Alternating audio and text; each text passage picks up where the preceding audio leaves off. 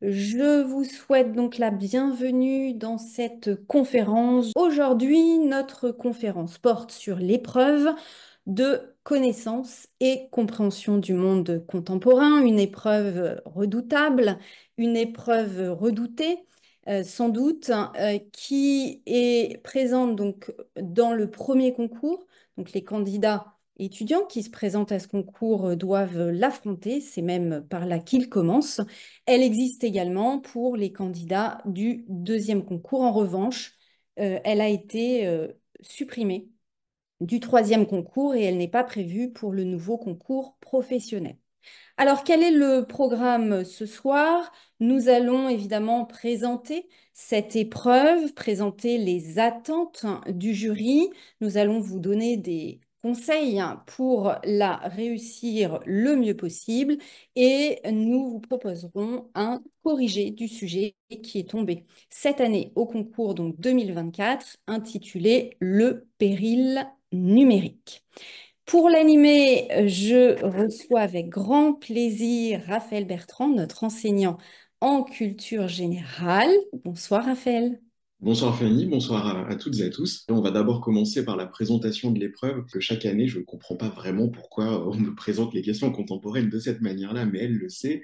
Une épreuve redoutable et redoutée, oui, mais je ne comprends pas pourquoi. Et ça fait des années que je ne le comprends pas. Vous avez souvent, vous, les étudiants en général, une approche un peu particulière de cette épreuve. Vous la voyez, et passez-moi l'expression, mais souvent comme une espèce de guillotine, enfin, quelque chose qui vous tombe dessus. De toute façon, vous n'avez rien fait de mal, on a considéré que vous étiez coupable et vous allez devoir passer dessous. Bon, c'est pas aussi évident que ça. Et cette épreuve, faussement traumatisante et vraiment facile quand on comprend son mode de fonctionnement, est finalement assez accessible. D'abord, il faut parler du terme, enfin de l'appellation de cette épreuve. Épreuve, bon déjà tout est dit, mais passons, c'est pas mon point de vue, passons. Épreuve de connaissance et compréhension du monde contemporain. Jadis, on avait appelé ça question contemporaine, culture générale, et finalement, c'est beaucoup plus clair aujourd'hui. Connaissance et compréhension. C'est ce qui est attendu de vous. Connaître le monde contemporain et le comprendre. Pourquoi? Pour en proposer une explication, une approche. C'est ça qui est attendu. Ça n'est rien de plus, rien de moins que ça. C'est votre réflexion personnelle sur une problématique contemporaine ou qui est liée à une question contemporaine. Voilà ce que c'est. Et on pourrait s'arrêter là.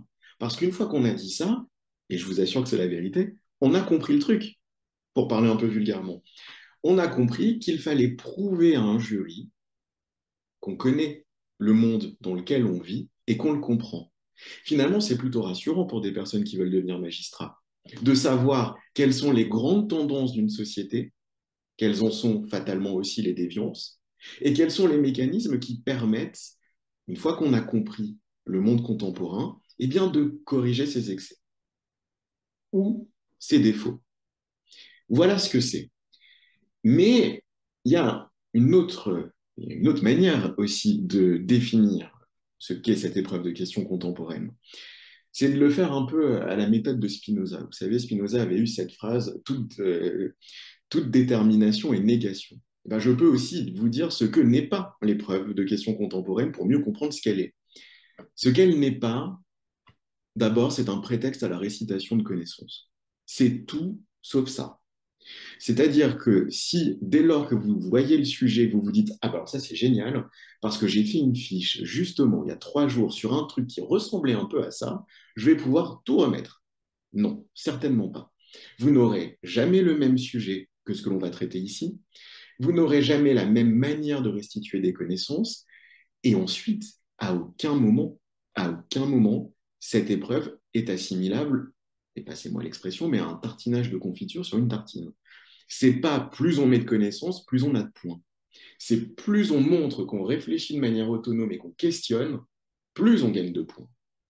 Donc, ça veut dire que, un, ce n'est pas une épreuve de récitation, et que deux, ce n'est pas non plus, et là on a souvent, au moins dans les premières périodes de cette préparation, ce biais qui apparaît, ce n'est pas une épreuve de philosophie, Ce n'est pas une épreuve d'histoire, ce n'est pas non plus une épreuve d'histoire de l'art, ce n'est pas non plus une épreuve de psychologie, ce n'est surtout pas non plus une épreuve de droit, parce que c'est tout ça. Et pour réussir, eh ben, c'est à vous de trouver le bon dosage entre le droit, la psychologie, la sociologie, la philosophie, l'histoire de tout ce que vous voulez, mais vous devez trouver un équilibre. Parce que l'épreuve ne s'appelle pas connaissance et compréhension du monde juridique. Donc, bien sûr que vous pouvez vous appuyer sur des connaissances juridiques, sur des connaissances philosophiques, à une seule condition, c'est que vous soyez en mesure de tisser des liens entre ces connaissances, de les mettre à distance, de les replacer dans un contexte et de les faire interagir. Si vous n'arrivez pas à faire ça, vous n'arriverez pas à réussir cette épreuve. Est-ce que jusque-là, c'est à peu près clair pour vous ou pas? Bon, sur les attentes du jury, parce qu'il faut quand même aussi parler de ça, oh bah, j'ai l'impression finalement que les rapports des jurys de l'ENM, en fait, c'est des copier-coller d'année en année, et je les comprends, parce que c'est moi aussi dans cette prépa le constat que je fais. Cette épreuve révèle souvent les mêmes failles chez tous les étudiants, et donc on les retrouve de promo en promo et d'année en année, en tout cas en début de la prépa, puisqu'évidemment après on les a corrigés. Donc quand vous passez le concours, vous, en tout cas, vous n'avez pas les mêmes travers que les étudiants qu'on retrouve un peu mentionnés dans les rapports du jury. Que nous dit le rapport du jury? Vous voyez, il est, alors, sauf erreur, Fanny, mais je crois que le dernier, celui des dernières épreuves de 2024, n'est pas encore sorti. En tout cas, consultez celui de 2023, celui de 2022. Même s'il y a eu des aménagements d'épreuves, ce sont toujours les mêmes remarques qui reviennent. Lesquelles? Formatage des étudiants, récitation, et ce qui est inacceptable de la part d'étudiants qui passent ce type de concours, absence de plan, absence de réflexion, et en gros, plaquage de fiches. Si vous faites ça, vous ne réussirez pas. Et vous ne réussirez pas, pourquoi? Mais parce que votre copie n'aura aucune cohérence, aucune pertinence. Je veux dire que dans la vie de tous les jours, quand on vous pose une question, vous ne répondez pas par une fiche. Vous vous adaptez à celui qui a posé la question, vous vous adaptez au contexte. Si c'est votre ami qui vous la pose, vous lui répondez d'une certaine manière. Si c'est moi, vous répondez aussi d'une autre manière. Ben, il faut faire la même chose. Et la question qui est posée, c'est le sujet. Donc vous y répondez de manière adaptée, sans vocabulaire familier, sans plaquage de connaissances et avec une construction, avec un plan. Il n'est pas possible, alors c'est rare, mais c'est souligné chaque année, il n'est pas possible de ne pas faire de plan pour cette épreuve. Et alors, quant à savoir si le plan doit avoir trois parties et demie si on écrit plus petit vers la quatrième, on s'en fout. Le plan, il doit être pertinent, cohérent et répondre au sujet. S'il a deux parties, c'est bien. S'il en a trois, c'est bien aussi. Mais il doit être logique, cohérent et illustré par-dessus tout une réflexion personnelle. C'est ça qui est attendu. Euh, on remarque aussi, quand on parcourt un peu ce rapport du jury, et ça rejoint un peu la question du formatage, c'est l'absence de, comment le dire, d'exemples riches et variés. Mais ça, on y viendra quand je vais vous donner les conseils sur la rédaction de l'épreuve. Un exemple, c'est pas, tiens, au fait, j'avais lu, il y a quelques années de ça, là, c'était un magazine un peu épais, et puis il disait qu'il s'était passé un truc, je sais plus trop où, mais c'était intéressant, c'était vraiment très intéressant. Ça, c'est pas un exemple. Un exemple, c'est précis. Si c'est un chiffre, c'est quel chiffre, dans quelle revue, dans quel livre, dans quel ouvrage, à quelle date, quel est l'auteur, et qu'est-ce que vous en concluez? Qu'est-ce que vous en concluez? Un exemple, c'est pas quelque chose qu'on balance comme ça pour faire joli. C'est quelque chose qui vient à l'appui d'une argumentation, qui l'illustre et qui l'explique. Donc ça aussi, parce qu'on le retrouve aussi dans pas mal de rapports de jury, mais à l'ENM et même dans d'autres grands concours administratifs, on retrouve les mêmes choses. Prenez soin de donner des exemples qui sont des exemples précis. Plus l'exemple est précis, plus il renforce votre démonstration et plus vous grattez des points pour votre note. C'est un peu trivial comme façon de le dire, mais en l'occurrence, c'est ce que tout le monde recherche ici. Donc, des exemples variés, riches, précis. Et donc, si vous n'avez pas de questions, alors Fanny, je ne sais pas si toi tu vois des mains se lever virtuellement, mais fais-moi signe si c'est le cas. Mais s'il n'y a pas de questions pour l'instant, je vous propose maintenant de revenir de manière un peu plus fine sur les exigences de forme, sur le formalisme de l'épreuve, sur en gros, bah, que dois-je faire une fois que j'ai retourné la feuille et que j'ai vu le sujet. Vous êtes tous d'accord pour qu'on enchaîne? Parfait. Ah non, je vois une... Oui, ah pardon. Merci, Elina. Donc, nous enchaînons. Et on va repartir quelques années en arrière. Ne le prenez pas mal, mais on va retourner, je crois, vraisemblablement au collège, ou en tout cas au lycée, qui, a priori, est le moment où vous avez tous été formés à la dissertation. Alors, désolé pour le suspense autour de cette présentation, mais je vais rien dire de très révolutionnaire. Il faut faire une dissertation avec les mêmes canons qu'on vous a présentés pour le bac et pour les examens que vous avez pu passer par ailleurs. Sauf que là, on ne vous fera pas de cadeau. Et que si les exigences formelles ne sont pas au rendez-vous, vous ne réussirez pas. Vous ne réussirez pas. Alors, ces exigences formelles, on vous les a peut-être répétées un nombre incalculable de fois, mais il se trouve que j'ai déjà commencé à corriger des copies cette année et qu'on ne les retrouve pas, ces exigences formelles. Ah, vous savez comment on fait une introduction, mais vous ne suivez pas, enfin vous, c'est général, hein, mais vous ne suivez pas cette espèce de schéma qui est une bouée de sauvetage et qui va vous sauver. Si vous vous raccrochez à la forme, vous ne périrez pas avec le fond. Alors qu'en est-il de cette forme? Il faut faire quelque chose qui ressemble à un squelette en trois parties. Ce quelque chose, c'est la dissertation à la française. Trois parties, je ne parle pas du développement, je parle de trois grands blocs. Une introduction, un développement, une conclusion. Ah oui, monsieur, mais si on n'a pas le temps de faire la conclusion. Eh bien oui, mais vous passez un concours, donc il faut avoir le temps de faire la conclusion. Voilà, ça se négocie pas. Et on ne négocie ni l'intro, ni le bloc central, ni le dernier bloc. On fait ces trois blocs. Alors on va les prendre un par un maintenant pour décrire ce qu'on y fait à l'intérieur de ces blocs.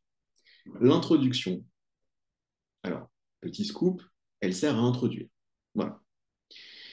Ça veut dire qu'en fait, vous avez, parce qu'il faut vous remettre dans le contexte, il y a très peu de correcteurs qui sont des mentalistes, hein. C'est-à-dire qu'en fait, on ne connaît la copie qu'à partir de ce qu'on lit sur la copie. C'est-à-dire qu'on n'arrive pas à remonter à votre intention spirituelle. On ne sait pas ce que vous avez voulu dire. On sait juste ce qui est écrit. Donc si c'est pas écrit, c'est pas lu. Et si c'est mal écrit, c'est dommage pour vous. Donc, dans l'ordre, on prend le correcteur par la main dans une introduction et on lui fait faire une promenade. On lui dit, bah écoute, tu m'as posé une question, qui est le sujet, eh ben, je vais te dire comment moi je comprends le sujet. Donc on assume une position. Et on commence doucement, par une accroche. C'est-à-dire qu'on ne va pas commencer à traiter le sujet sans dire de quoi on parle, sans le replacer avec élégance dans quelque chose d'un peu plus large. C'est la technique de l'entonnoir. Accroche. L'accroche, c'est une phrase, une citation, un débat doctrinal, doucement sur le fait d'actualité. On va plutôt rester sur du classique. Une citation qui est en lien, non pas avec le sujet, on s'en fiche de ça, qui est en lien avec les enjeux que révèle le sujet. C'est ça l'intérêt de l'accroche. Votre copie commence avec le premier mot qui est inscrit sur la feuille. C'est peut-être basique de le dire, mais vous êtes évalué dès le premier mot, dès la première phrase. Alors, si l'accroche consiste à me dire que, je sais pas, moi, le dernier film à la mode était plutôt sympa et que franchement, si on y regarde de plus près, il y a un petit lien avec le sujet, on s'en fiche. C'est pas ça. L'accroche, rappelez-vous de ça, c'est un élément qui permet de lever tout doucement le rideau sur une démonstration et sur un point de vue. Cette accroche, c'est pas un plaquage. C'est-à-dire que vous ne mettez pas l'accroche, parce que ça aussi, je le vois souvent, il y a l'accroche. Bah, tiens, l'exemple que je vous donnais, Toute détermination est négation, disait Spinoza. Alors déjà, il disait, bon, peut-être que vous avez des enregistrements radio de Spinoza, auquel cas, il faudra quand même me dire par quel miracle vous les avez obtenus. Mais enfin, il disait pas grand-chose et il ne dit plus rien depuis un moment, Spinoza. Donc peut-être que Spinoza l'a écrit, peut-être qu'il l'a énoncé, mais il l'a vraisemblablement pas dit, ou en tout cas, vous ne pouvez pas en témoigner. Alors, c'est peut-être un détail, mais compte, au bout du quatrième mot, vous lisez disait, ça sent pas très bon sur le niveau de vocabulaire que vous allez employer dans votre copie. Dommage pour une épreuve de questions contemporaines qui s'apparente un peu à de la culture générale.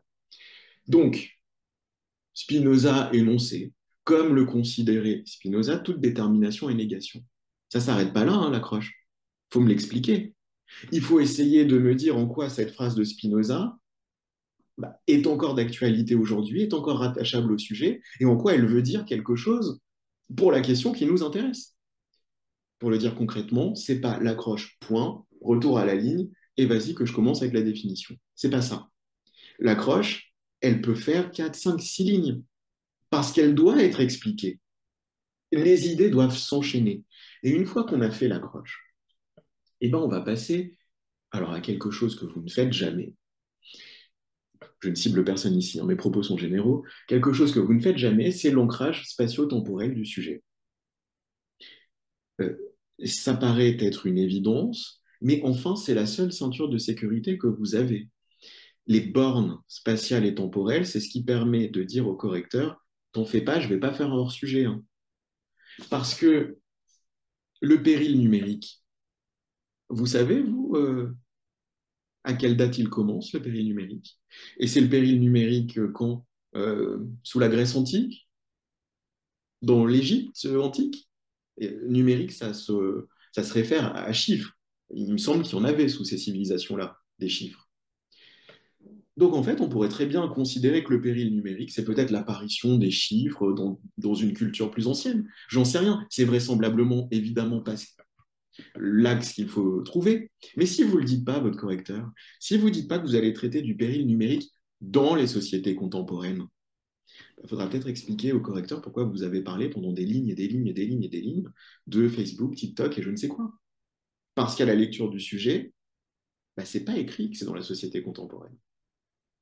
Et c'est pas écrit que c'est les réseaux sociaux non plus. Donc il faut ancrer le sujet dans une époque, le temps, et dans un espace, le cadre spatial, la société contemporaine occidentale, les sociétés grecques classiques. Peu de chance quand même, mais on pourra s'en servir pour donner des exemples. Accroche, ancrage spatio-temporel du sujet, et ensuite définition des termes du sujet. Et là, je rajoute un adjectif, un qualificatif, définition problématisée des termes du sujet. Problématisée. Tout le monde se fiche de la définition du Robert ou du Larousse de numérique et de péril. On s'en fout. Nous, ce qu'on veut, c'est la définition de péril numérique telle que vous l'avez entendue, telle que cette définition-là va répondre au sujet. Dès la définition des termes du sujet, alors, vous faites un peu de mauvaise foi, c'est-à-dire que vous tournez la définition de telle manière qu'elle corresponde à ce que vous allez démontrer. Et vous continuez à prendre le correcteur par la main et à l'amener petit à petit là où vous voulez. Vous lui avez donné une accroche pour l'attraper, comme ça, le faire venir à vous. Vous lui avez dit on va en parler dans tel espace-temps et a priori dans tel type de société. Déjà, ça devient un peu plus clair. Ah oui, et puis j'ai oublié de te dire, péril numérique, en fait, ça veut dire ça. Peut-être que quelqu'un dirait que ça veut dire autre chose. C'est bien, il le dira dans une autre copie, on s'en fiche. Là, on parle de la vôtre. Une définition problématisée des termes du sujet.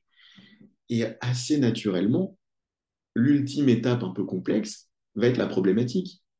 Mais cette problématique, elle va découler de tout ce que vous avez écrit. Et alors là, on va en dire un petit mot de la problématique quand même.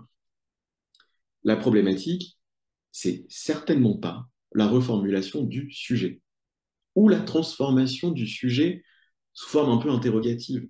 Mon Dieu, mais le numérique ne serait-il pas un péril? Ben, peut-être, mais enfin c'est déjà ce qui est demandé, donc ça sert à rien de le redire. La problématique, c'est pas forcément une question. La problématique, ça peut être un enchaînement d'affirmations, de concessions, de négations. c'est un problème qui se pose à partir de tout ce que vous avez dit avant, l'accroche, l'ancrage, la définition. Vous arrivez naturellement à un problème. Et vous allez donc répondre à ce problème, pas au sujet. On ne répond pas au sujet, on répond aux enjeux du sujet. Et les enjeux du sujet, ils sont révélés dans la problématique. Pas de reformulation du sujet, pas de transformation du sujet sous forme interrogative, mais un apport, un concept transverse, un enjeu transverse qui parcourt le sujet et qui est vraiment le point de départ de la réflexion. Ben voilà, c'est ça le problème. Et vous embrayez. Vous embrayez sur un exercice de style un peu classique, mais il faut le faire, c'est un passage obligé, je vais y arriver, c'est l'annonce du plan. Là aussi, un peu d'élégance ne nuira à personne. Dans un premier temps, il convient de... Et dans un second temps, non, non, ça va. On a tous corrigé peut-être même des milliers de copies dans nos carrières. On voit à peu près l'annonce du plan. Donc faites-le de manière élégante. Alors, ce qui fonctionne bien, là aussi, c'est la concession. Si le péril numérique est ceci, virgule, il n'en demeure pas moins qu'il est assimilable aussi à autre chose. Grand 1, grand 2. C'est un peu plus élégant que dans un premier temps, dans un second temps, pire que tout. Dans notre première partie, nous verrons que, et dans la seconde, voilà, juste un peu d'élégance. Parce que finalement, toutes ces petites doses d'élégance, de niveau langagier un peu plus élevé que les autres, va vous permettre de vous distinguer positivement et va faire qu'à un moment, le correcteur se dise, bon, ok, on est sur quelqu'un qui maîtrise. Et donc, donne une petite dose de confiance supplémentaire et la note augmente. On a terminé le premier bloc. On en arrive donc au second bloc, qui est le bloc central, qui est le développement. Alors là, je reçois souvent des messages inquiets. Monsieur, mais comment fait-on un plan? J'en sais rien. Je ne sais pas comment on fait un plan. Je n'ai pas de formule magique, malheureusement.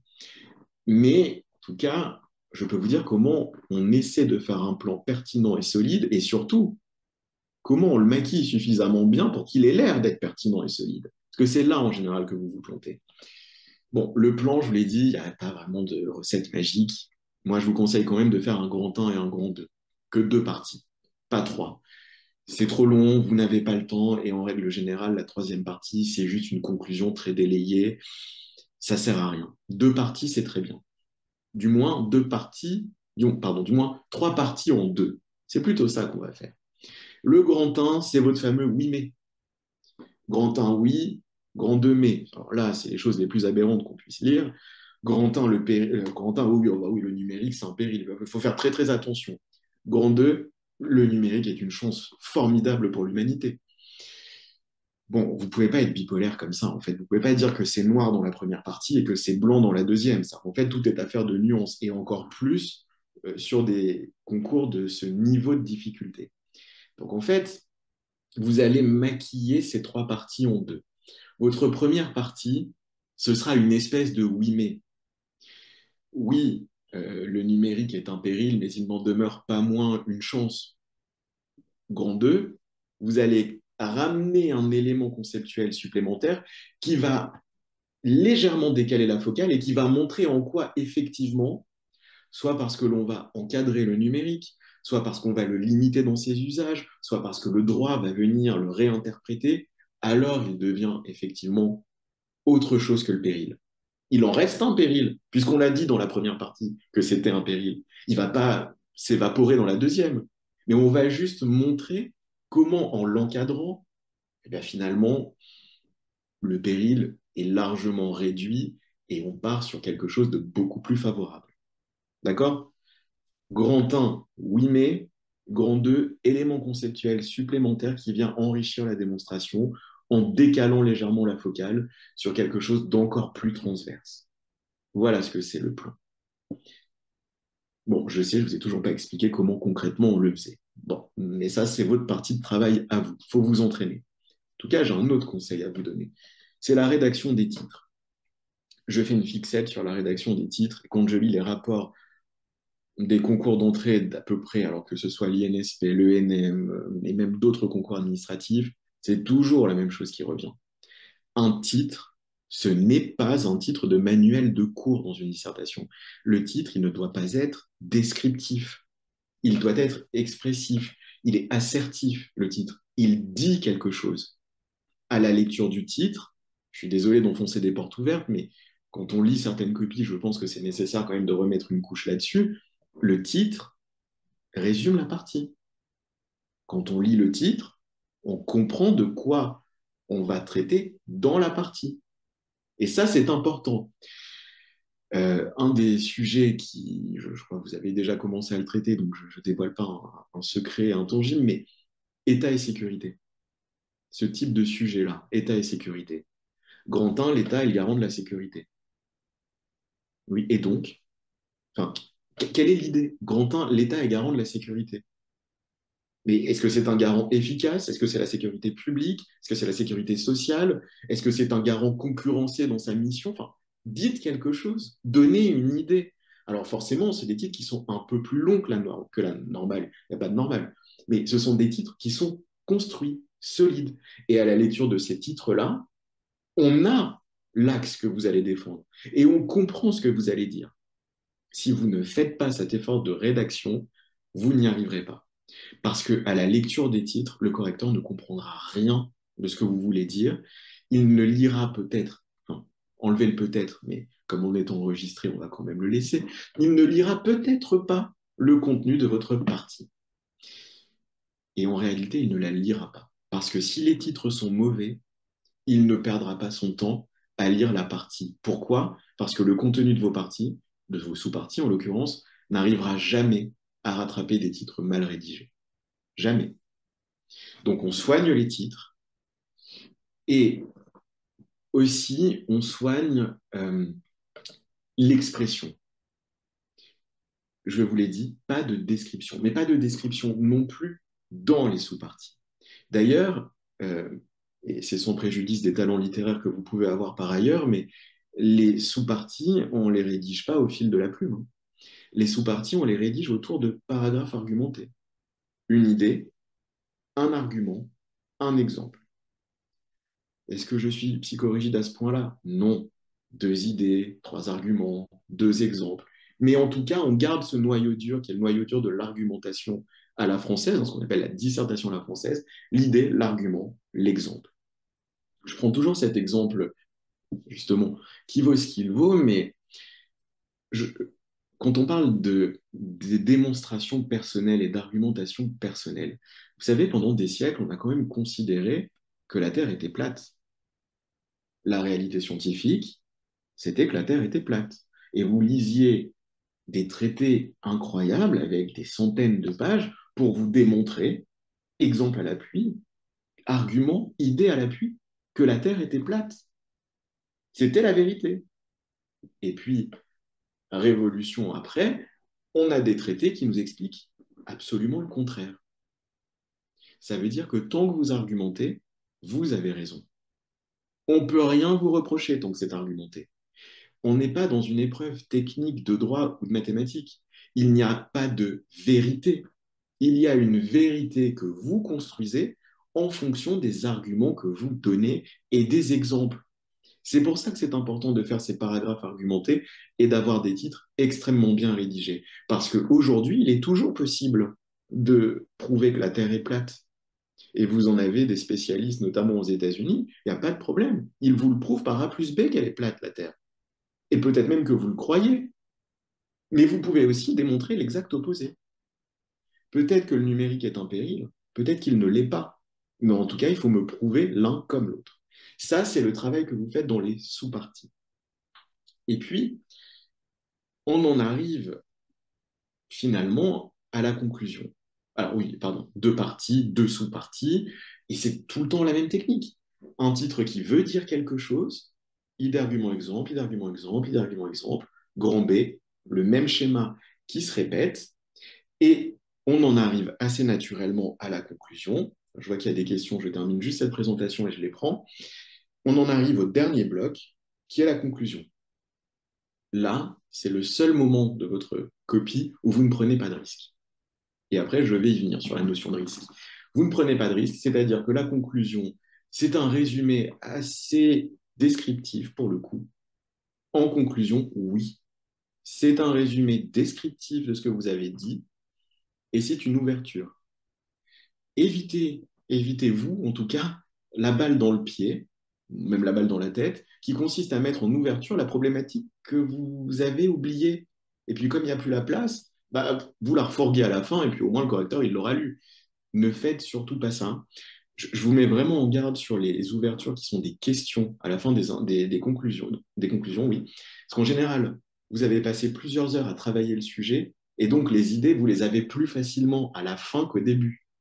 Donc, si jamais vous ressortez la très bonne problématique qu'il fallait faire en conclusion, bah, il va se dire une chose très simple, le correcteur. OK, toutes ces pages pour ne pas traiter le sujet. Dommage. Donc, vraiment, doucement sur les questions que vous posez à la fin. Et je vais prendre vos questions dans quelques secondes. Je termine juste sur la notion de prise de risque. Quand on passe un concours, et j'en ai passé, vous en avez passé, vous les réussirez aussi. Quand on passe un concours, on est dans une espèce d'ambivalence entre la peur et l'envie de réussir, une autre ambivalence qui nous intéresse certainement plus, le confort et le risque. On a envie de l'avoir, ce concours. Et donc, parce qu'on a tous une aversion assez naturelle au risque, on va en déduire de cette aversion que moins on va prendre de risques, plus on va être rassuré. Plus on va être rassuré, plus on aura l'impression de faire un bon travail. Vous savez, un truc bien lisse, hein, où on va bien citer Rousseau, peut-être même un peu Montesquieu, mais pas trop quand même, parce qu'il ne faudrait pas être trop. Hein, et ben là, vous êtes dans le mur. Les concours, si vous ne prenez aucun risque, vous n'y arriverez pas. Enfin, vous n'y arriverez pas. Vous aurez peut-être entre 7 et 9. Vous n'allez pas vous cracher non plus, mais vous ne l'aurez pas, le concours. Un concours, pour le réussir, il faut prendre un risque. Ce risque, c'est ce qui est écrit dans la consigne de l'épreuve, c'est la démonstration personnelle. Vous devez donner un point de vue qui est un point de vue personnel. Si vous ne vous mettez pas en risque, si vous n'assumez pas ce que vous pensez, si vous n'argumentez pas convenablement et avec vigueur, vous ne réussirez pas. Vous ne faites pas une copie d'examen de fin d'année pour réussir à avoir 10 et passer en quatrième année. Là, vous devez taper, excusez-moi l'expression, mais vous devez aller chercher le 12, le 13, et en réalité, on vous prépare avec Fanny pour aller chercher le 16, le 15, ces notes-là qui vous permettent d'être tranquille ensuite. Et pour aller les chercher, il faut faire une copie qui se distingue des autres. Elle ne se distingue pas sur des choses incroyables. Elle se distingue sur ce que je viens de vous présenter. Une introduction avec les passages obligés, et on les voit, et ils sont respectés. Des titres qui sont construits, qui veulent dire quelque chose, qui expriment une idée, des arguments, des exemples, et là, vous réussissez. J'en viens donc à vos questions. Fanny, je te laisse me les donner si tu les as sous les yeux. Oui, bien sûr. Alors, nous avons d'abord Marion qui dit bonsoir. Il faudrait à la rigueur rédiger le titre après avoir fait la sous-partie. Donc, je suppose que derrière, il y a la question de la temporalité. Quand est-ce qu'est, à ton avis, le meilleur moment pour penser à son titre? Ça, c'est une bonne question, Marion, c'est ça? Oui. Marion. Euh, c'est une bonne question et en même temps, c'est une mauvaise question. C'est une bonne question parce qu'effectivement, naturellement, vous allez vous dire que une fois que la sous-partie est rédigée, en la relisant, vous allez trouver les éléments nécessaires pour construire le titre. Vous prenez le problème à l'envers. C'est pour ça que c'est une mauvaise question. C'est le temps, on le passe à rédiger le titre. La sous-partie, on la rédige pas. On met trois quatre tirets, idée, deux points, un mot, argument, ben tiens, je vais m'appuyer sur ça, exemple, moi j'avais vu un truc au Louvre, c'était pas mal, tiens, je vais le citer, le raccrocher à ça, hop, on passe. Là où vous passez votre temps au brouillon, c'est sur la rédaction des titres. Donc non, c'est pas la sous-partie qui vous donne le titre. C'est le titre qui vous donne la partie et la sous-partie. Le temps, vous le passez à la rédaction du titre. Le reste, et vous voyez, là aussi c'est rassurant. C'est beaucoup plus rassurant au brouillon d'en faire des caisses, de tartiner, d'en avoir partout et de se dire, oh là là, j'ai plein de choses à dire, c'est génial. Non, non, non, non, non. C'est pas comme ça qu'on fait. On passe du temps à rédiger un titre et ensuite, on a trois, quatre idées, et on passe à la trois, quatre idées, pardon, et après, on passe à la rédaction. C'est dans ce sens-là. Alors, j'ai répondu à votre question, Marion, ou pas? Marion, vous pouvez ouvrir votre micro et répondre à l'oral si c'est plus simple pour vous.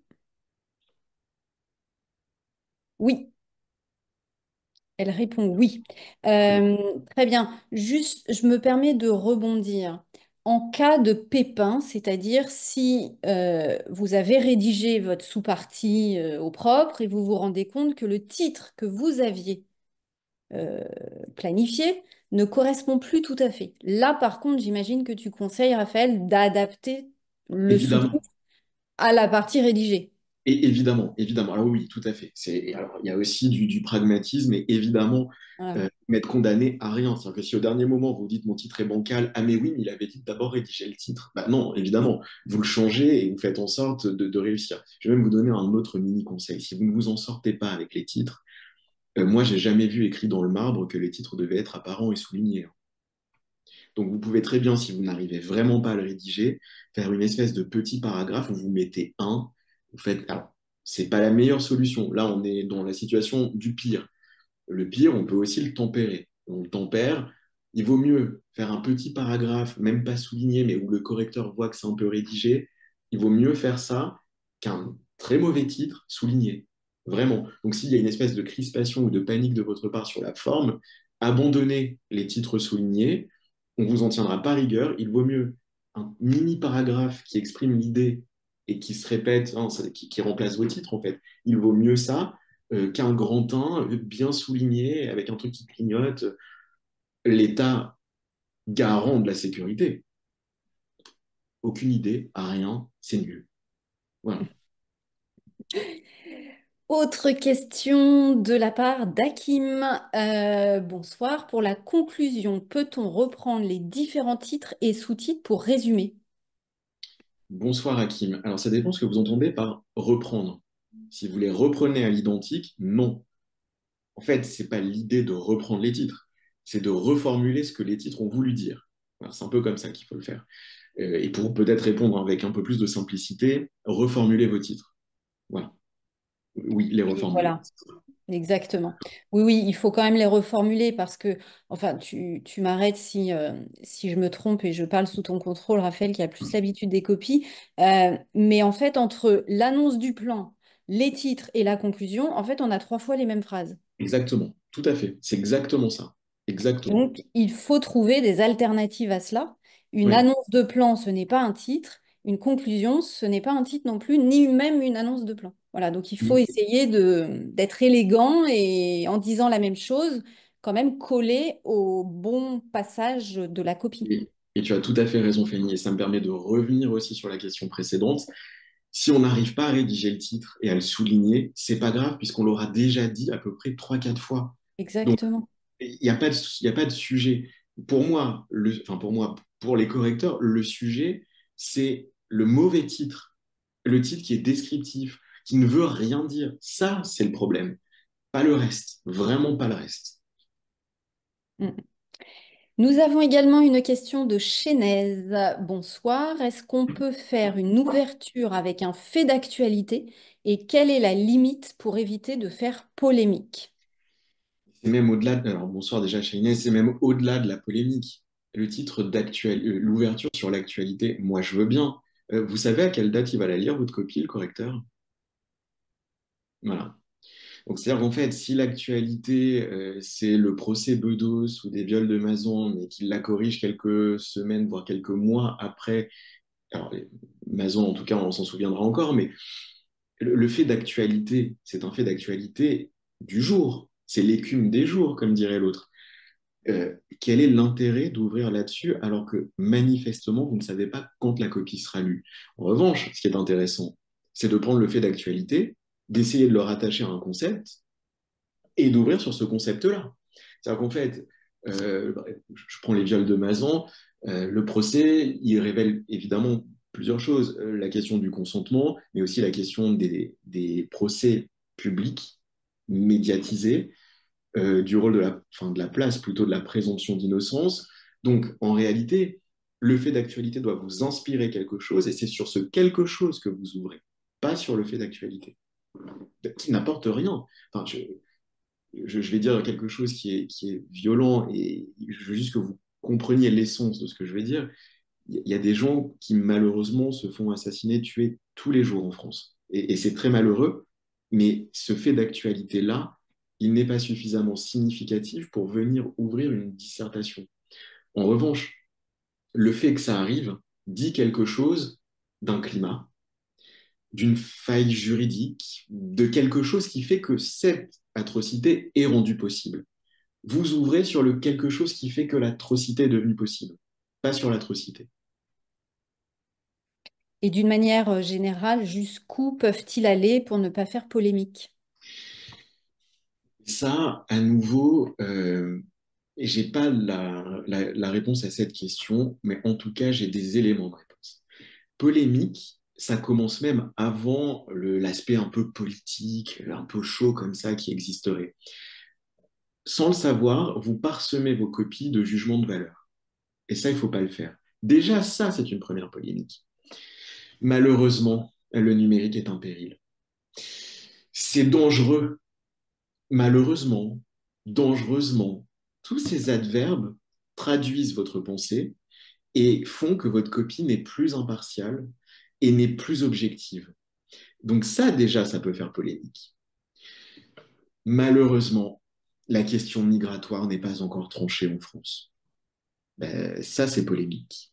C'est pas polémique parce que vous parlez de la question migratoire. C'est polémique parce que vous avez mis malheureusement devant. Tous ces petits adverbes, tous ces adjectifs qualificatifs que vous allez caser dans vos phrases sont des révélateurs de votre pensée. Il faut une pensée personnelle, un point de vue personnel sur le sujet. Il ne faut pas que vous donniez votre avis personnel à vous sur la situation. C'est là la grande nuance. Donc, vous devez absolument éviter. Là, j'ai que le dangereusement qui me vient en tête, mais le heureusement, c'est la même chose. Ah oui. Heureusement, on a légiféré sur cette question. Ah oui? Bah, moi, je ne sais pas pourquoi c'est heureusement. D'ailleurs, moi, je pensais le contraire. Eh ben, elle est là, la polémique. Vous voyez? Et pour répondre, parce que j'imagine que ce n'est pas à ça que vous faisiez référence, pas de commentaires de situation politique, pas de commentaires d'élection politique, pas, ou alors, si vous le faites, il faut présenter deux points de vue. C'est-à-dire que si vous pensez que l'élection de Kamala Harris aurait été une forme d'apocalypse, ou qu'à l'inverse, c'est celle de Donald Trump qui l'est, c'est très bien, vous en parlerez avec vos amis, mais en revanche, ce que vous pouvez faire dans vos copies, c'est dire que cette élection, en l'occurrence, a donné tort au sondage, que l'opinion publique s'est cristallisée au dernier moment, et que d'ailleurs, on a pu voir que vous savez, il y a les advocates aux États-Unis, que tel groupement, communauté qui était plutôt en faveur d'elle, finalement, s'est moins mobilisé à la fin. Alors, vous faites une petite analyse, quelque chose qui vient atténuer le contenu polémique de ce que vous vouliez dire. Mais globalement, si vous pensez déjà à éviter la polémique, et je vous vise pas, hein, chez Inès, c'est pas du tout ça, hein, mais si vous pensez déjà à éviter la polémique, c'est que vous n'avez pas compris l'esprit de l'épreuve. Parce qu'en fait, cette question-là ne devrait même pas se poser. Voilà. Hmm. Enfin, c'est très bien d'avoir posé la question et qu'on essaie d'y répondre. Absolument. Hakim enchaîne avec une remarque qu'on lui fait régulièrement, et trop régulièrement, mais qui concerne plusieurs candidats. On retrouve souvent effectivement ce défaut dans vos copies. Comment éviter le style journalistique? Ah oui, oui. Alors, c'est peut-être même moi qui l'ai mis Hakim dans vos copies parce que Oui. j'ai horreur de ça. Le style journalistique, c'est un style. Alors, je ne parle pas des journalistes, hein, je parle du style journalistique. C'est un style qui a pour objet d'être facilement compréhensible, descriptif et pas argumentatif. C'est ça le style journalistique. C'est qu'en fait, vous allez décrire. Alors, il y en a, et je répondrai à Kim un peu précisément, mais vous lisez des copies, mais on est au bord du roman. Enfin, c'est en fait, vous allez développer, développer, développer. Et alors, la situation aux États-Unis, mais si vous saviez ce qui s'est passé, il faut que je vous raconte. Et vous y allez, ben, je m'en fous. Ça, c'est journalistique, c'est pas mon propos. Moi, je veux pas que vous me décriviez la réalité. Je veux que vous me prouviez que vous connaissez, que vous comprenez le monde contemporain. Et pour faire ça, il faut argumenter. Donc, le style journalistique, c'est un style qui n'est pas argumentatif. Comment on résout le problème? Ben, en argumentant. Ah oui, et comment on fait concrètement? Ah, et ben, on y retourne. Idée, argument, exemple. ce que ne font pas les journalistes, parce que leur objet, c'est de dire ce qu'ils voient. Donc on n'est pas du tout, alors évidemment, après vous avez les essayistes, mais l'idée, c'est d'éviter ce style journalistique qui est un style descriptif et lisse, parce que il doit parler au plus grand nombre, il doit être facilement accessible. Tout l'inverse de ce qu'on vous demande. Exactement. Et on rappellera jamais trop qu'un exemple ne constitue pas un argument. Mais Donc, alors au là, bouillon, certainement. vous mettez vraiment vos arguments à Oui, côté de vos exemples. Mais s'il n'y a pas d'argument, bah, c'est même pas la peine de donner un exemple parce qu'en fait, vous ne pouvez pas euh, essayer d'avoir, pour rester poli, le jury et votre correcteur va tout de suite voir que bah, la coquille est vide, il n'y a pas d'argument. Un exemple ne fait pas un argument, il s'ajoute, il illustre un argument. Et c'est ça qui est difficile, on le comprend très bien pour les ouais, étudiants ou les bien sûr. candidats, c'est de trouver les arguments. Oui, bien sûr. Et je vais même aller plus loin, et je souscris totalement à ce que tu dis, Fanny. C'est exactement ça. En réalité, les exemples, ils sont presque là uniquement pour grappiller des points. C'est juste pour montrer au correcteur qu'en fait, alors non seulement, bon, idée, argument, facilité, mais alors en plus, vous allez pouvoir aller lui citer en latin la dernière phrase de je ne sais qui, parce que là, en fait, c'est le moment où on bombe un peu le torse, l'exemple. C'est, voilà, t'as vu ce que je vaux. Il sert pratiquement qu'à ça, l'exemple. C'est-à-dire que normalement, l'idée est tellement claire, l'argument est tellement précis et assertif que on en a même presque plus besoin de l'exemple. Juste, on le met parce que d'abord, on a dit qu'il y avait des règles de forme, donc il doit y être, mais il est surtout là pour dire au correcteur, non mais j'imagine que vous aviez lu tel paragraphe de Thucydide, hein, vous le connaissiez, et hop, vous lui le refourguez. Bah là, c'est brillant. C'est-à-dire qu'en fait, ça vient couronner tout le reste. Mais c'est-à-dire que s'il n'y a que la couronne et pas le reste, bah, ça tient pas. Bah, exactement. Et alors, en parlant des exemples, faites quand même attention au choix de vos exemples, parce que certes, il en faut, mais il vaut mieux encore, je pense, une absence d'exemple que certaines phrases qu'on peut découvrir dans vos copies. N'allez pas puiser dans la chanson française Ah et oui, oui. voilà, et autres exemples tirés de ce niveau-là. Non pas qu'on n'aime pas la chanson française, on adore, mais ça n'a pas sa place dans ce type d'épreuve. D'accord? Je Donc, suis, vraiment, choisissez vos exemples. c'est très vrai. C'est d'autant plus vrai, et c'est jugement de valeur sans doute malheureux, mais c'est ainsi.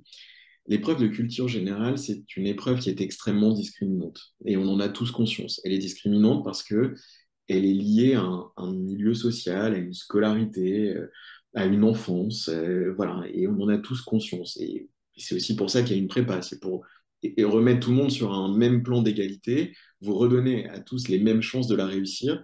Mais effectivement, la culture, c'est ce qu'il y a de plus discriminant.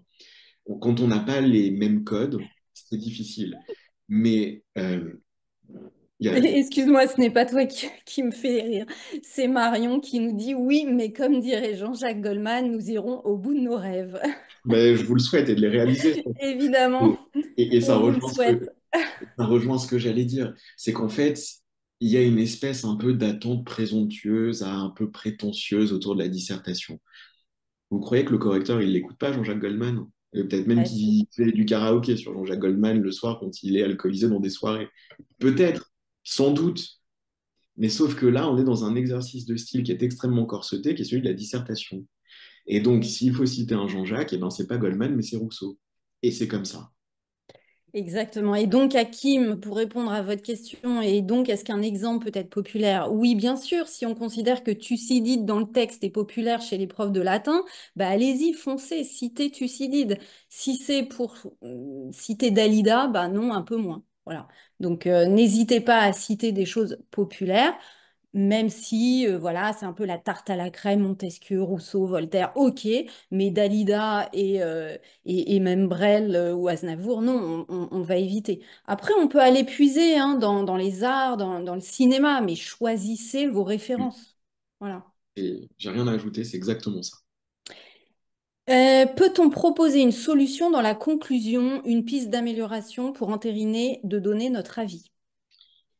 Alors, une solution, je vous avoue que si vous arrivez au bout des quelques heures de l'épreuve à résoudre une grande question qui traverse le monde contemporain, je vous laisse ma place. Parce que alors là, franchement, bravo. Donc non, vous ne pourrez pas proposer une solution. Une piste d'amélioration, le problème avec ça, c'est ce que je disais tout à l'heure, mais d'amélioration par rapport à quoi? Et qui êtes-vous, vous, pour considérer que c'est une amélioration? Et c'est comme utiliser le terme progrès. Vous voyez, l'abolition de la peine de mort, c'est un progrès. L'IVG, c'est un progrès. Ben non, non, parce que j'ai le droit de penser le contraire. J'ai le droit de penser qu'il faudrait continuer à zigouiller des gens. Et j'ai le droit de penser que la vie humaine est un don de Dieu et que de fait, ben, l'avortement, c'est un crime. Alors, il est où le progrès? Elle est où l'amélioration? Quand je vous dis faites attention au jugement de valeur, c'est faites attention à ce genre de choses. Bien sûr que majoritairement, les gens sont favorables à l'IVG. Bien sûr, bien sûr. Et vraisemblablement dans les jurys de l'UNM, bien sûr. Mais vous ne savez pas. Et vous ne savez pas vous-même si c'est un progrès. Vous savez juste que vous le considérez comme un progrès. Mais à l'échelle de l'humanité, est-ce que ça en est un? J'en sais rien. J'en ai aucune, mais vraiment très sincèrement, j'en ai aucune idée. Moi, j'ai mon point de vue là-dessus, bien évidemment. Mais est-ce que mon point de vue est, vous savez, c'est un peu la maxime kantienne, mais est-ce qu'on peut en faire une maxime universelle de mon point de vue? Je crois pas. Je crois pas. Et nous avons épuisé les questions pour l'heure, sauf erreur. Bon, alors moi en tout cas j'espère de ne pas vous avoir épuisé, mais maintenant qu'on s'est dit tout ça de manière un peu abstraite, puisque j'ai bien conscience que c'est facile de vous dire s'il vous plaît faites des copies parfaites, on va essayer de voir avec une correction que je vous ai proposée, qui est loin d'être parfaite, mais qui en tout cas est personnelle. Je vais essayer de vous montrer avec cet exemple-là, du coup Fanny, si tu veux bien projeter, je vais vous montrer comment dans cette correction-là, on retrouve les différents passages obligés sur la forme que je vous ai montré, enfin que je vais évoquer avec vous tout à l'heure. Alors j'attends juste, c'est parfait. On peut même rester sur cette page. Avant même de commencer, il y a, alors je crois qu'il y a une dernière question de Léa, on peut la prendre peut-être maintenant, comme ça j'enchaîne. Bonsoir, donc en résumé, il faut, ou Léa, si vous pouvez peut-être nous la lire. Alors, non, ben vous Là. m'entendez, là j'enchaîne. Bonsoir, en résumé, il faut puiser dans ses connaissances personnelles tout en ne donnant pas notre point de vue pour ne pas être partial. Eh ben, c'est exactement ça. Et pour être un peu provoquant aussi, parce qu'en fait, on s'en fiche de votre point de vue. C'est aussi basique que ça. Ça n'intéresse personne dans le cadre de ce concours. Personne. Mais que Tout à vous fait. ayez la capacité à construire une argumentation personnelle, ça intéresse tout le monde. Mais c'est pas la même chose. Votre point de vue sur le péril numérique peut en discuter autour d'une table, très bien, mais on s'en fout. Mais que vous ayez la capacité de produire quelque chose de personnel sur le péril numérique, bah, c'est exactement ce qui est demandé. Et je vais essayer de vous montrer que c'est ce que j'ai fait en traitant ce sujet. Donc, on en reste sur la première page. Le péril numérique. Il y a trois mots, trois termes. Je vous conseille de les lire, mais de les lire vraiment. Et ça commence par là, le traitement du sujet. On lit et on attend. On attend. C'est qu'on lit le péril numérique et on se pose. Je sais bien qu'autour de vous, tout le monde va commencer à écrire et que vous allez vous dire, bon d'accord, bon, ils ont commencé à écrire, très bien, c'est-à-dire que je n'aurai pas le concours, ils ont pris de l'avance. Non, on lit le sujet et on attend. On attend. Pourquoi? Parce que le cerveau est une machine qui est constituée de telle manière que quand on lui donne à manger, il digère l'information. Donc, quand vous allez lire le périnumérique, le cerveau va faire remonter tout un certain nombre de choses que vous ignorez peut-être au moment où vous lisez, mais ça va remonter, donc vous attendez. Vous attendez pas une heure, vous attendez une minute, 2 minutes. Et je sais que c'est long quand tout le monde se jette sur un sujet autour de vous, mais vous attendez. Et ensuite, vous prenez votre stylo, vous prenez une feuille, et vous écrivez tout ce qui vous passe par la tête. Enfin, en lien avec le sujet, naturellement, mais tout. Ça veut dire que vous allez peut-être mettre des mots qui n'ont rien à voir avec le sujet, mais qui vont permettre de délimiter le sujet. Rappelez-vous ce que je vous ai dit, toute détermination et négation. En disant ce que n'est pas le péril numérique, vous pourrez définir ce qu'il est. Donc, dans un premier temps, on laisse venir et on écrit des mots, des phrases, n'importe quoi au brouillon. Ça, c'est la première étape. Ensuite, vous réorganisez les choses, vous construisez votre plan. Voilà. Mais première étape, première page, je lis le sujet, j'attends et je laisse venir. Ensuite, euh, on peut descendre un peu, s'il te plaît, Fanny, vous allez voir, j'ai écrit quelques lignes de présentation de ce sujet. Le sujet, il y a de fortes chances qu'il soit dans l'air du temps. C'est-à-dire que normalement, il ne va pas vous déstabiliser. Et ce ne sont pas des sujets difficiles d'apparence. D'ailleurs, ils ne sont pas difficiles, ils sont complexes. Ils ne sont pas difficiles, ils ne sont pas compliqués. C'est-à-dire qu'en fait, ce sujet-là, le péril numérique, il n'y a rien de déstabilisant. C'est quelque chose d'assez attendu. On aurait pu le deviner. Mais en réalité, ce sujet-là, il n'est pas d'actualité.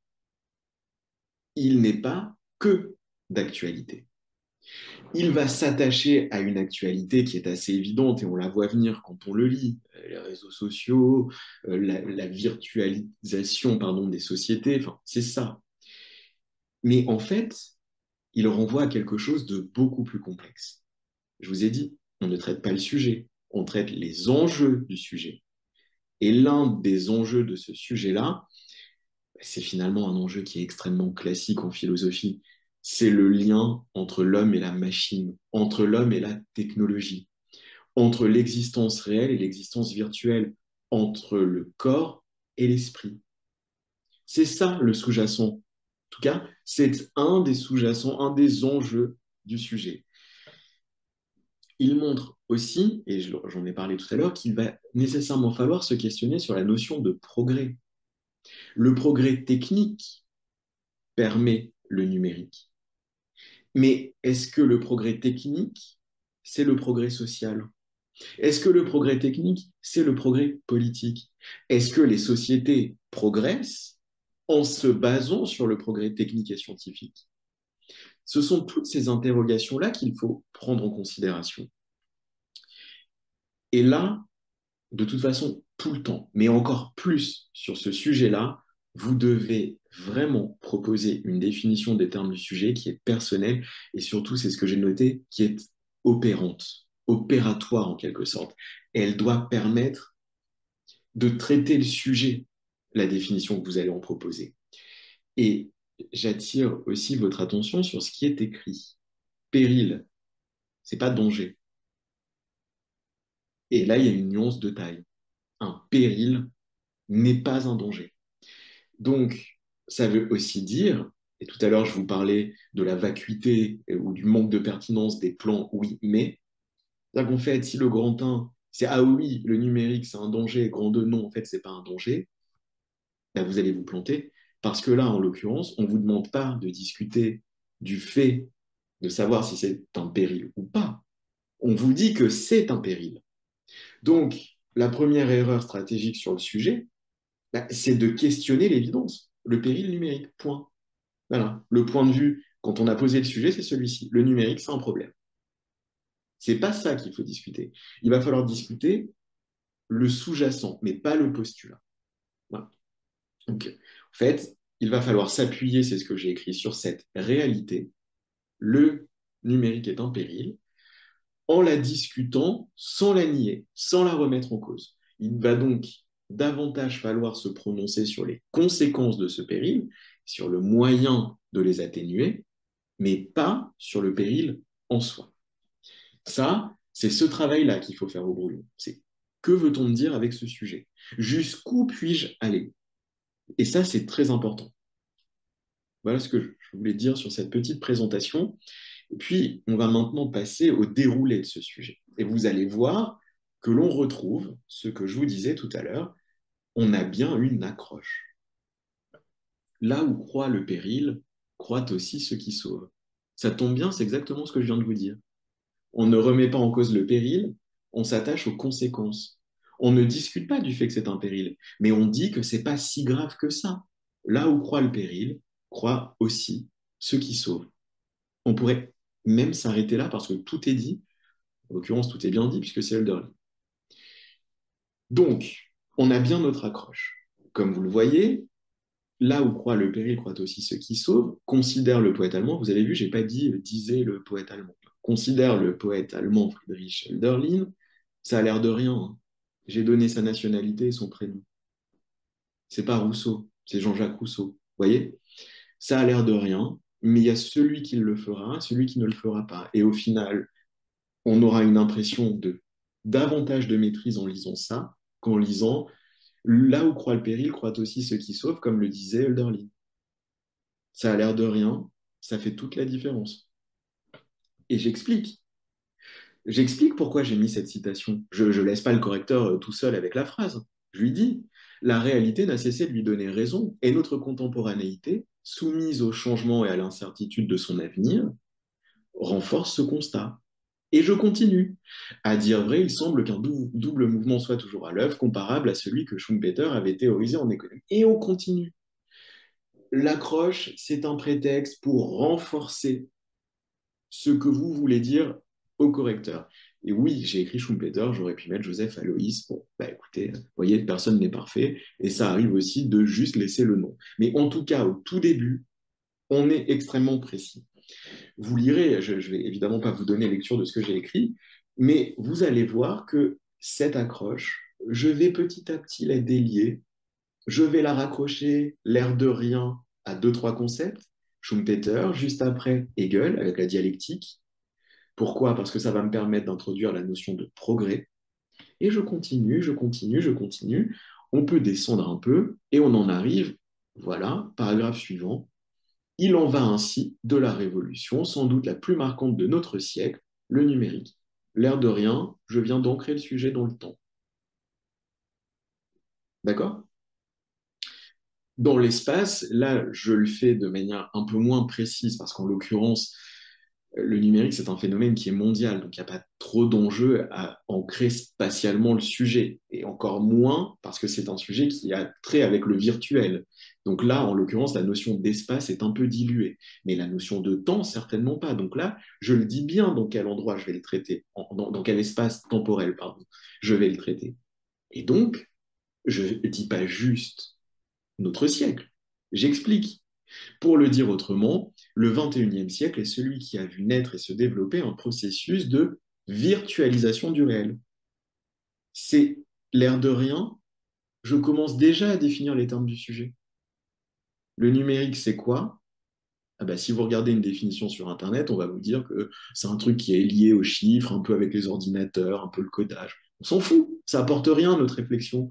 En revanche, introduire le concept de virtualisation du réel, bah, c'est déjà commencer à donner du coffre à ce que l'on est en train de se dire. Et alors, j'ai fait quelque chose que j'aurais pu faire de manière plus élégante. Et là, vous voyez, quand on relit, c'est un petit peu massif comme formulation. Tu vois, Fanny, j'ai écrit d'ailleurs, le sujet n'aborde pas. Voilà, juste là, tu fais à droite. Non, remonte. Voilà, exactement. D'ailleurs, le sujet, alors ça, il faut éviter de le faire. Mais là, c'est parce que je voulais vraiment réancrer les choses. D'ailleurs, le sujet n'aborde pas la notion de danger, mais bien de péril. Là, je suis dans le passage où je définis les termes du sujet. Je les définis comment? En disant ce qu'ils ne sont pas. Donc je reprends d'ailleurs, le sujet n'aborde pas la notion de danger, mais bien celle de péril. C'est sans doute l'étymologie de ce terme qui révèle sa signification profonde et nuancée. Je qualifie les choses, j'argumente, profonde et nuancée. Le terme péril est issu du latin, et hop, on y va. Le latin, periculum, qui signifie expérience ou épreuve. Toujours pas danger, hein, expérience ou épreuve. La notion de péril numérique renvoie donc à l'infinité d'effets plus significativement négatifs auxquels cette technologie nous soumet.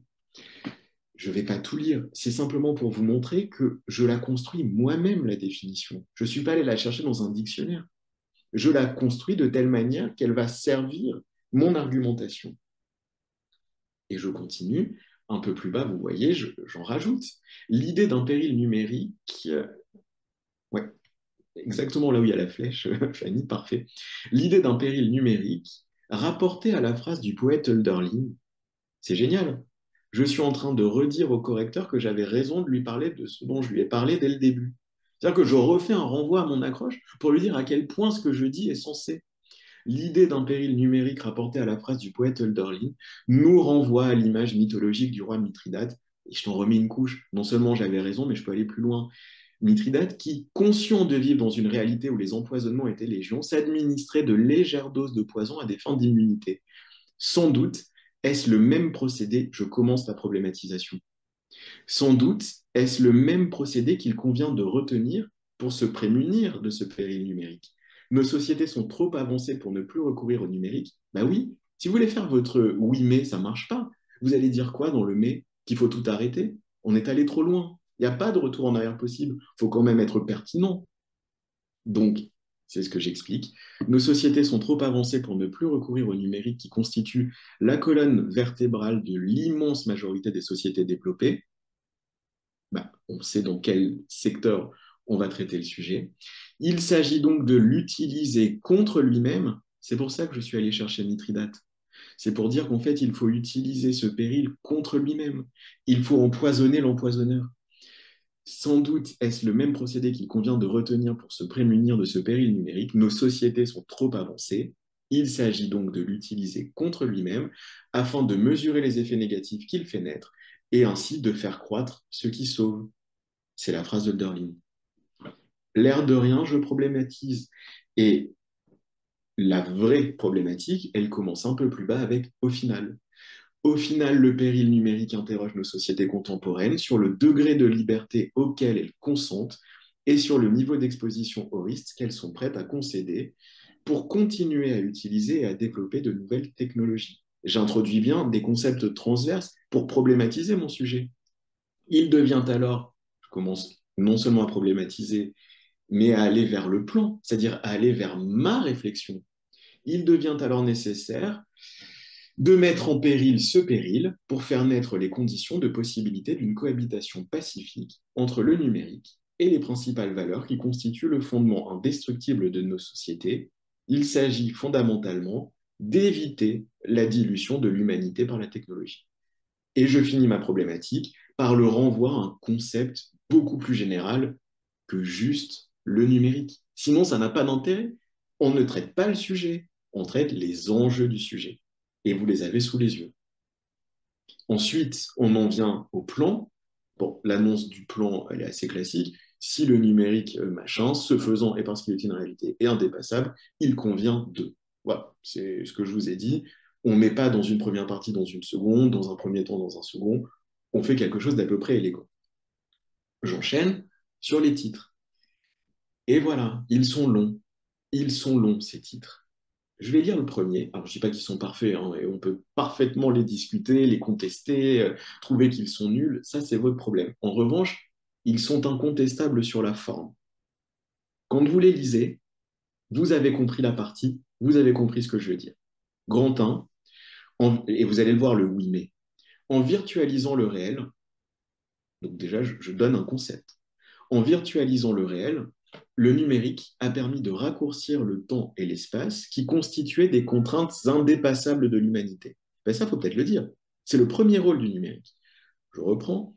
En virtualisant le réel, le numérique a permis de raccourcir le temps et l'espace qui constituaient des contraintes indépassables de l'humanité, ouvrant ainsi un champ considérable de possibles. Toutefois, la révolution numérique a entraîné avec elle une multitude de changements brutaux, révélant la faiblesse de nos sociétés. On comprend ce que je vais dire. Enfin, j'espère en tout cas que vous le comprenez. Grand A, même principe, mais on est dans une sous-partie, donc c'est plus sobre. La révolution numérique a positionné l'humanité dans une nouvelle réalité qui, en abolissant le temps et l'espace, a largement fragilisé l'homme. Je reprends mon concept que j'ai évoqué plus haut, mais j'explique. La conséquence, c'est la fragilisation de l'homme. Grand B, au-delà des individus, le numérique a fait naître un ensemble de nouvelles fragilités qui questionnent aussi bien notre modèle sociétal que notre organisation politique. Autre série de conséquences. Et je ne me répète absolument pas avec mon grand A. À chaque fois, je vais plus loin. Grand 2, merci Ophélie. Grand 2, horizon indépassable de nos sociétés contemporaines. Ben oui, ça, il faut le dire quand même. On a dit qu'on n'allait pas discuter de l'opportunité du numérique. De toute façon, c'est trop tard. Vous ne pouvez pas, dans une copie, dire, écoutez, on va retourner à l'âge de pierre, ce sera mieux pour tout le monde. Ben non, effet cliquer, on ne va pas retourner en arrière. Donc on le dit, horizon indépassable de nos sociétés contemporaines, le numérique constitue une réalité incontournable qui innerve chaque secteur de notre monde. se prémunir contre le péril numérique ne peut consister en l'anéantissement de cette technologie, mais plutôt en une recherche vertueuse de voies de cohabitation. Grand A, si périlleux qu'il puisse être, bon, on reformule de manière élégante le sujet dans le titre, ça on peut, c'est pas la problématique. Si périlleux qu'il puisse être, donc je dis au correcteur, j'ai bien compris que c'était un péril, je le sais, on va essayer d'aller plus loin. Je lui concède, si périlleux qu'il puisse être, le numérique fait partie intégrante de l'époque contemporaine et ne semble pas devoir être relégué à brève échéance, tant il innerve chaque once de nos existences. Grand B. Comme toute technologie livrée à elle-même, le numérique pourrait entraîner des effets délétères. Mais il est possible de s'en prémunir en trouvant un modus vivendi garant d'un équilibre, nouveau concept, entre progrès et protection. D'accord? C'est ce mécanisme-là, en fait, qu'il faut arriver à faire. Chaque sous-partie va plus profondément dans le sujet. Elle approfondit ce qui a été dit et elle rajoute un concept. Et c'est comme ça qu'on avance et c'est comme ça qu'on argumente.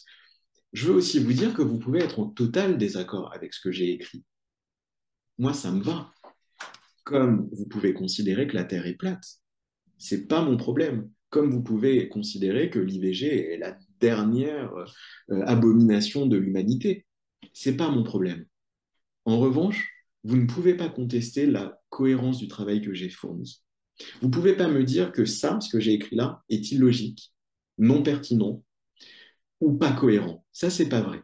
Par contre, vous pouvez considérer que j'ai tort. Et vous pouvez me dire que pour vous, le péril numérique, on ne peut pas l'encadrer ou on ne doit pas l'encadrer. Sans doute. Mais vous devez le dire de manière cohérente, convaincante, précise et incontestable. Donc on a le droit de ne pas être d'accord sur ce que j'ai écrit, bien sûr, et vous pouvez le contester.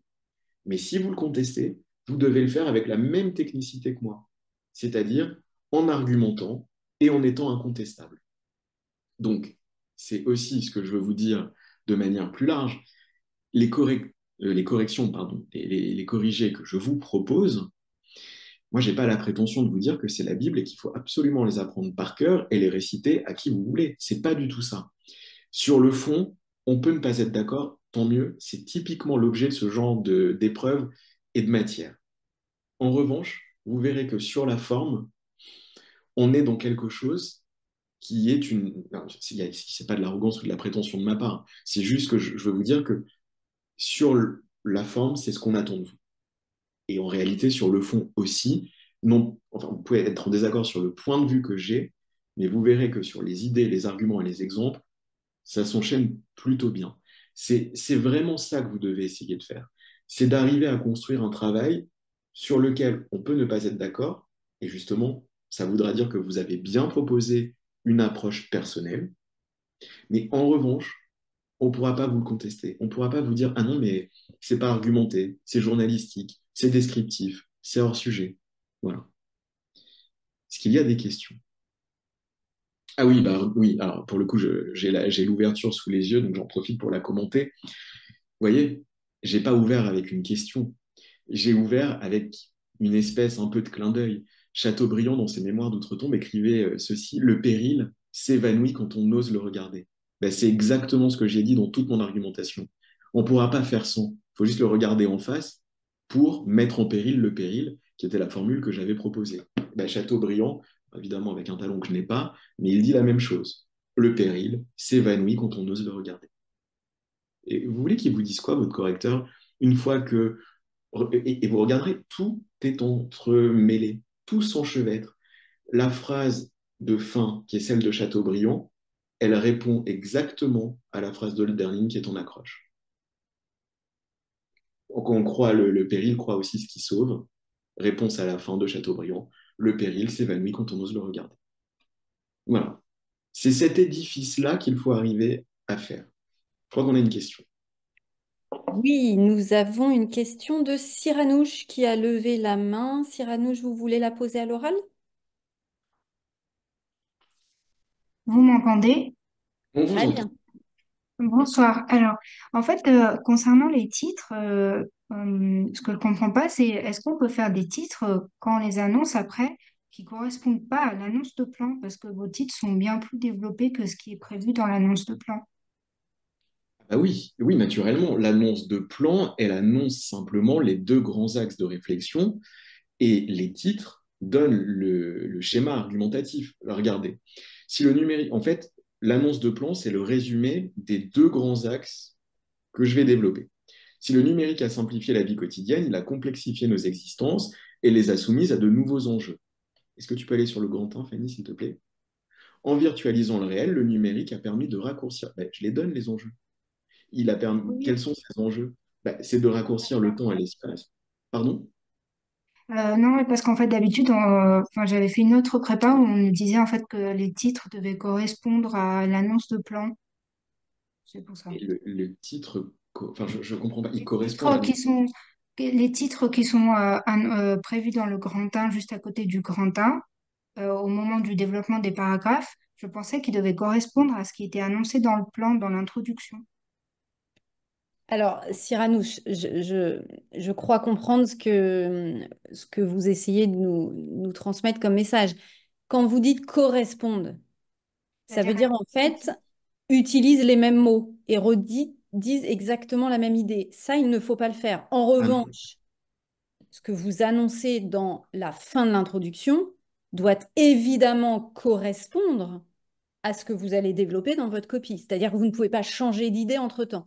Mais il n'est pas nécessaire, me semble-t-il, hein, même si bah, d'autres ont pu vous le dire, d'utiliser strictement les mêmes mots. ah, mais il faut pas. Enfin, C'est dangereux dans ce je sais cas-là. pas donc, oui, oui, je sais pas dans quelle prépa vous étiez et si vous avez d'ailleurs déjà passé le concours, mais je vous garantis qu'une copie où on répète, une copie qui est répétitive, c'est une mauvaise copie. Elle est répétitive, la copie que j'ai faite sur le fond. Je ne me contredis pas à aucun moment. Mais vous vous rendez compte, je ne vais pas mettre un pavé comme ça, qui correspond au titre du grand 1, en fin d'introduction. La fin d'introduction donne deux grands axes au correcteur. En gros, voilà à peu près dans le grand 1 ce que je vais te dire, voilà dans le grand 2 ce que je vais te dire. Ensuite, on continue la lecture, on arrive au grand 1 qui vient densifier l'annonce de plan en lui donnant corps. Moi, j'ai parlé dans la fin de l'introduction d'enjeux. Ben, je les donne, les enjeux. Raccourcir le temps, raccourcir l'espace, un champ considérable de possibles qui s'ouvre et surtout des changements brutaux qui affaiblissent, enfin qui révèlent des faiblesses. Voilà, mais Donc, l'idée, c'est que le grand 1 n'aurait pas pu être intitulé Les enjeux de. ah Si non, vous comprenez non, bien, non, on ne peut pas répéter exactement non. ce qu'on vient de dire. On doit aller plus loin. On doit franchir un pas supplémentaire dans les arguments, les idées qu'on Oui, va développer dans cette première partie. Donc, l'annonce est très, très générale. Le grand 1 donne quelques indications supplémentaires et le A donne encore des indications supplémentaires. C'est l'entonnoir qu'on retrouve ici. exactement. C'est exactement ça. Exactement. Est-ce que c'est D'accord, plus clair, merci. Cyrano? Oui, merci. Je vous Super. en prie. Nous avons également Théodora qui a levé la main. Voulez-vous intervenir à l'oral, Théodora? Oui, bonsoir. En fait, Bonsoir. je me demandais si reporté à l'écrit manuscrit, le titre n'était pas très long, voire trop long. Pardon, j'ai pas compris. Si écrit à la main, en fait, parce que est-ce que le titre ne devient pas très long, du coup, par exemple pour le grand 1? Je suis toujours un peu préoccupé par enfin, je suis toujours assez préoccupé par ces idées de ces histoires de longueur. Est-ce qu'il faut faire 6 pages, est-ce qu'il faut faire 8 pages? Est-ce que le titre n'est pas trop long? Dans ma carrière, je n'ai jamais vu mes collègues me dire ah, j'aurais mis 18, mais le titre était trop long, c'est pas possible. En fait, c'est un peu comme les bons et les mauvais chasseurs, si vous me passez le trait d'humour, il y a les bons titres et les mauvais titres. Si vous faites un titre de 2 lignes et qui est extraordinaire, c'est-à-dire qu'en fait, en très peu de mots, vous avez réussi à faire quelque chose d'extrêmement expressif et pertinent, très bien. Si en 6 lignes, vous avez fait un truc qui ne veut rien dire, c'est problématique. Donc, il faut vraiment pas focaliser sur la longueur du titre. Et puis moi, je les exagère parce que c'est des corrections aussi que je vous donne. Ça, en fait, là, pour le coup, je vous prends vraiment par la main. J'aurais condensé si j'avais dû faire la dissertation pour le concours. Mais pas tant que ça au final. Parce que j'aurais gardé exactement ce message que je veux passer. Donc, la longueur du titre, honnêtement, c'est pas un problème. En revanche, il faut absolument qu'il soit assertif. Il ne doit pas être descriptif. C'est vraiment ça qui est le plus important. Si vous trouvez qu'il est trop long, raccourcissez-le. Moi, j'ai pas de sujet avec ça. Mais en tout cas, j'aurai un sujet si à la lecture de votre titre, je dis et donc. Voilà. Grand 1, les enjeux du numérique sur les sociétés contemporaines. C'est court, c'est vrai. Et donc, quoi les enjeux du numérique sur... Quoi? C'est quoi ces enjeux? Ils sont bons, mauvais? Alors, il ne faut pas de jugement de valeur, mais ils sont comment ces enjeux? Massifs, implicites? Vous voyez, faut dire quelque chose. D'accord, merci. Oui, tout à fait. Et j'ajoute que quand même, à partir du moment où vous arriverez à vous poser cette question de savoir si le titre est trop long ou trop court, je pense que vous n'aurez plus trop de problèmes Alors, pour réussir votre dissertation. exactement ce que j'allais dire. Très honnêtement, moi, je suis honoré que vous ayez ce genre de problématiques et de questions, parce que comme le dit Fanny, quand on en arrive à trouver que son titre est un peu trop long, c'est que vous avez réussi. Donc ça, c'est un bon indicateur. Absolument. Y a-t-il d'autres questions? Profitez-en. Tiffany, on vous écoute. Oui, bonsoir. Moi, c'était pareil. Donc, je m'étais posé la question pour la longueur. Et aussi, je me posais la question sur le fait de savoir si on a vraiment le droit, comme ça, d'utiliser aussi des verbes conjugués. Parce que je sais que dans certains types d'exercices, c'est pareil, c'est interdit. Donc, voilà, c'est une question que je me posais. Alors, c'est une épreuve de questions contemporaines, c'est une épreuve, je l'ai dit, un peu de philosophie, un peu d'autre chose. Euh, on n'est pas en train de faire du droit, on est en train d'essayer de prouver à un lecteur que ce qu'on dit est censé. On ne peut pas le faire si on n'utilise pas de verbe conjugué. Et donc, cette espèce de crispation qu'on peut avoir dans d'autres matières, on ne l'a pas sur cette épreuve. Il n'y a absolument pas de questions liées à la conjugaison des verbes. Pas du tout. Pas du tout. D'accord, merci beaucoup. Je vous en prie. Oui, c'est très important hein, de répéter qu'il ne s'agit pas d'une épreuve juridique. On ne vous attend pas, en tant que juriste, vous êtes principalement des juristes, on ne vous attend pas sur du droit, on vous attend sur autre chose. Donc déjà, les petites habitudes que nous avons chez les juristes, entre nous, peuvent être mises de côté, mais surtout, veillez à la diversité de vos sources. C'est très important. Bien sûr, on peut se permettre d'aller piocher un peu dans ce qu'on connaît. On a le RGPD sous la main, bon, bah, on va pouvoir s'en servir, très bien, mais ne faites pas que du droit dans cette dissertation-là. Montrez que vous avez quand même réussi à dépasser cette seule matière pour aller puiser dans d'autres, parce que ce n'est pas une épreuve juridique. D'accord? Ça, c'est vraiment très important. Oui. Avez-vous d'autres questions? Je n'en vois pas pour l'instant. Moi, j'avais l'impression qu'on avait peut-être un tout petit peu passé vite sur un point. Raphaël, je me permets juste pour finir cette conférence. Est-ce que tu peux rappeler la différence entre péril et danger? Pourquoi c'est pas le même sujet? Si j'avais eu danger, qu'est-ce que ça aurait changé finalement? Et ça aurait tout changé et ça vous aurait entraîné vers une forme, là, pour le coup, de jugement de valeur. Le danger, c'est la réponse un peu concrète à un aléa. C'est-à-dire qu'on a un risque, et quand le risque se matérialise, ça devient un danger. C'est dangereux, et donc c'est dangereux à la fois pour autrui et pour la société dans son ensemble. Le péril, c'est différent. Le péril, c'est pas forcément un danger. Vous savez, c'est comme la crise. La crise, c'est l'acmé de quelque chose. Et on peut basculer du bon côté ou du mauvais. Et c'est un peu pareil. Le péril, c'est le moment où tout va se nouer. C'est une épreuve. Et une épreuve, ça se dépasse. Un danger, ça s'affronte et ça se gère. Donc en fait, on n'est pas du tout dans les mêmes ressorts, ni philosophiques, ni sociétaux. C'est pas du tout la même chose. Et le péril, euh, alors après, il y a une dimension religieuse dans laquelle il ne faut pas rentrer, mais le péril, il a comme solution le fait d'être sauvé. C'est ça aussi qui est important. Le péril, il laisse une chance au dépassement. Le danger, pas forcément. Bah, en gros, la différence qu'on pouvait faire. Merci, merci beaucoup. Une dernière question de Benjamin. Bonsoir Benjamin. Bien que l'épreuve de CCMC ne soit pas juridique, peut-elle être pour autant corrigée par un juriste? Non. Enfin, non, en général, C'est plutôt des profils un peu. Alors, qu'est-ce que vous entendez par juriste? C'est toujours ça aussi. J'avais regardé avant de commencer la conférence, je l'ai plus sous les yeux, la composition des jurys, mais il y a des juristes, mais c'est pas. Enfin, il y a aussi des professeurs, en général, il y a aussi des professeurs d'histoire, il me semble, il y a des professeurs Oui, de oui, oui, oui, oui. philosophie aussi. Oui, oui. Ne vous inquiétez pas, d'une manière générale, cette épreuve n'est pas corrigée que par des juristes. Non, On fait appel à d'autres professionnels et des fins connaisseurs de cette matière, donc ouais. pas de souci de ce côté-là. Mais en tout cas, vraiment, et ça, j'insiste là-dessus, vous pouvez prendre des exemples juridiques. Mais simplement, il y a des copies parfois, et c'est arrivé il n'y a pas très longtemps. J'en ai corrigé une, et j'avais deux paragraphes sur l'explication de je ne sais quelle jurisprudence. Mais c'était bien fait, hein. Effectivement, il y avait un revirement, on avait des nouveaux enjeux, des situations acquises qui disparaissaient un peu. Enfin, c'était très bien d'un point de vue du droit. Je m'en fous. Dans le cadre de cette épreuve-là, c'est pas ça, moi, que j'attends. Donc, il faut vraiment, en fait, il faut juste que vous vous fassiez confiance. Je pense que c'est un peu aussi sur ça qu'il faudrait terminer cette conférence. Arrêtez de vous crisper, de penser à ce que le correcteur que vous ne connaissez pas pourrait vouloir. Non, on a une consigne qui est très simple.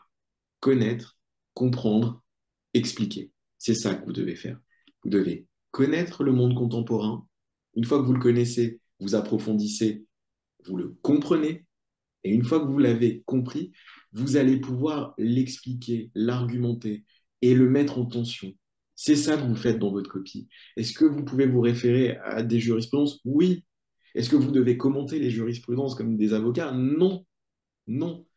Vous devez mélanger vos connaissances, vous devez mélanger les points de vue, mélanger les auteurs, mélanger surtout, faire des ponts, faire des liens entre les connaissances. C'est juste ça qu'il faut faire. C'est parfait, Raphaël, ce sera le mot de la fin. Merci beaucoup d'avoir animé cette conférence. Je pense que nous vous avons donné beaucoup de conseils. Donc, mûrissez tout cela pour toujours sans cesse progresser dans vos prochaines copies. Merci beaucoup d'avoir été si nombreux à nous écouter. Merci pour votre participation, vos questions. Bonsoir à tous. Un grand merci à toi, Raphaël, et à très bientôt.